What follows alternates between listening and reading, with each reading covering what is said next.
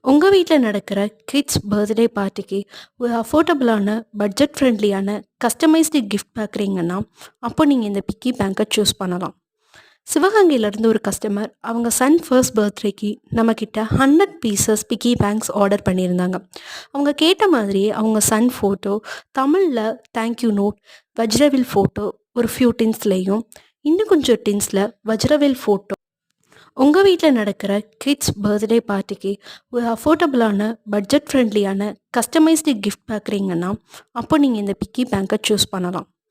சிவகங்கையிலேருந்து ஒரு கஸ்டமர் அவங்க Sun first பர்த்டேக்கு நம்மக்கிட்ட 100 பீசஸ் பிக்கி பேங்க்ஸ் ஆர்டர் பண்ணியிருந்தாங்க.